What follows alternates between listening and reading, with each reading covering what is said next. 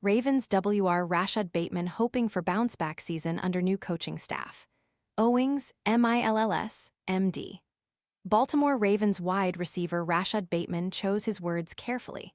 He clearly didn't want to create any headlines or direct any blame toward John Harbaugh, Todd Monken, and last year's coaching staff. He also didn't want to dwell on last year's injury-marred season, in which Bateman had just 19 catches for 224 yards and 2 touchdowns, and never was able to get into the flow of the offense. Advertisement, I just got to keep playing ball, Bateman said after Thursday's practice when asked about getting a fresh start. Then I found Lulu Talks tea and everything shifted. Once I started drinking it, my mornings were ruined in the sense that they'd never be the same again. I began waking up feeling rested and energized, something I hadn't experienced in years. My new routine? Just 1 cup of Lulu Talks in the morning. On top of that, my menopause symptoms have eased significantly. I finally feel like myself again, strong, confident, and like a woman who's ready to take on the day. Curious what makes it different? Scan the QR code now or visit grabdeal.us/8. A lot of stuff goes into that, but I think the only thing I can do is control what I can control. It's making plays when my number's called. That's what I'm looking forward to doing, bouncing back. That's part of being a football player. It goes on a lot in this league, so I'm looking forward to doing that. While Bateman carefully navigated the topic Thursday, he's been labeled as one player who could benefit most from the Ravens' off-season coaching change. It's not that he was frequently at odds with Harbaugh and/or Monken, both of whom were publicly supportive of the wideout. However, Bateman was visibly frustrated at times last year about his role and lack of production in the offense. Not being healthy for much of the year added to that frustration. Yet this offseason, new coach Jesse Minter and offensive coordinator Declan Doyle have repeatedly talked up Bateman.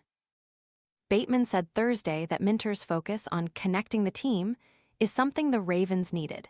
General Manager Eric DeCosta also showed his faith in Bateman by not acquiring a starting-caliber veteran receiver this offseason to join Zay Flowers.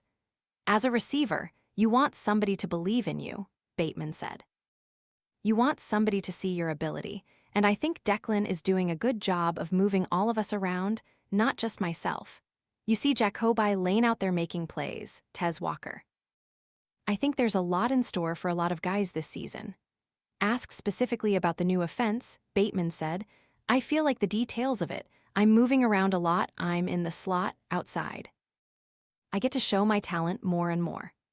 Advertisement practice gets chippy. It essentially started with tight end Mark Andrews and outside linebacker Trey Hendrickson exchanging shoves and headbutts before inside linebacker Trenton Simpson stepped in between the two. It then continued with backup tackle Carson Vinson and outside linebacker Tavius Robinson getting into a post-play altercation that led to a pylon of sorts between the offense and defense. Thursday featured the Ravens' longest and hottest practice. Not coincidentally, it also was their chippiest session of training camp. Minter yelled at the defense at one point, demanding that it cut down on the extracurricular post-play activity. A few plays later, he huddled up the whole team to deliver the same message. There was never a punch thrown or anything, so I do not think it got to that level, Minter said. It was just a reminder of the whole reason we are out here is to make each other better. Help us get ready to play when we are playing against somebody else. We wanted it to be a really physical day. We wanted them to kind of fight through some things long drive drills, where it is intentionally an 8 or 9 play drive, regardless of the down and distance. You want to be able to do all that with a high level of physicality and also keep your wits about you. I know that in a game, people do things. People tug on your jersey after the play, try to get you to respond, chirp in your ear, to try to get you to respond. We just have to be so dialed in on why we are out here, making each other better. Ethan Posick will get shot. Minter has said consistently that the Ravens will have a legitimate competition at center, yet veteran Danny Pinter continues to dominate the first-team reps. Minter, however, said he expects Posick to get an opportunity with the starters later in training camp. Advertisement, It is all part of a plan, Minter said. Again, I think the other guys, from a knowledge and terminology standpoint, they've been here the whole time. Posick gets here the first day of camp. He has really been in this system now for not even 2 full weeks.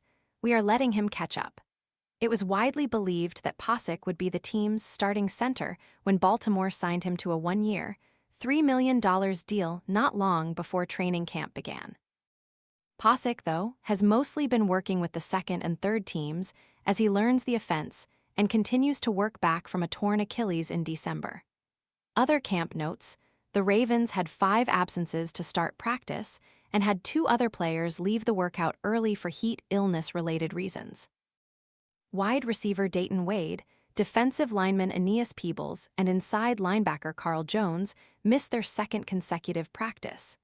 Inside linebacker Teddy Buchanan knee and nose tackle Travis Jones, pectoral, both remain on the physically unable to perform list. Veteran left tackle Ronnie Stanley and nose tackle CJ Okoye also departed practice for precautionary reasons. Hendrickson missed a handful of reps to get his arm looked at by members of the athletic training staff. Andrews made a number of catches in Thursday's practice, but he also had another routine drop during the 7-on-7 period. Andrews has had some issues with drops early in camp, and he also fumbled a ball in Wednesday's rain-soaked practice. With rookies Matt Hibner and Josh Cuvas on the depth chart and veteran tight end Durham Smythe expected to be used in a blocking role, the Ravens badly need a bounce-back year from Andrews. Cornerback TJ Tampa caused a turnover in the first full team session, stripping running back Rasheen Ali, who had caught a screen pass and headed upfield. Undrafted rookie inside linebacker Dominic DeLuca pounced on the loose ball. Lamar Jackson showed some frustration Thursday, spiking his helmet to the ground after the game clock hit 0 without the Ravens being able to get off another play in a 2-minute drill. Jackson hit Smythe down the seam, but the veteran tight end was touched down just outside of the end zone with about 6 seconds left. Jackson and the rest of the offense hustled to the line of scrimmage, but the clock hit 0 before they could get off a play. Kicker Tyler Loop has bounced back well from an inconsistent performance at Saturday's stadium practice at the University of Maryland, connecting on all 7 of his field goal attempts Thursday. His longest was from 61 yards, which he made with plenty of room to spare. The Ravens continue to evaluate Loop and the potential need to bring in competition for him. However, they remain confident he's the man for the job. Advertisement: the Ravens had a live tackling session in a goal line period late in Thursday's practice, with many of the young players on the field. Undrafted rookie linebacker Reed Williford made the play of the session, spilling rookie back Adam Randall behind the line of scrimmage. Spain's World Cup hero Ferran Torres attended Baltimore's practice Thursday and spoke to the team afterward, continuing Minter's offseason theme of being at your best when your best is required. Torres came off the bench in the World Cup final and scored the only goal in Spain's 1-0 victory over Argentina in overtime. The Ravens are off Friday before returning to work Saturday.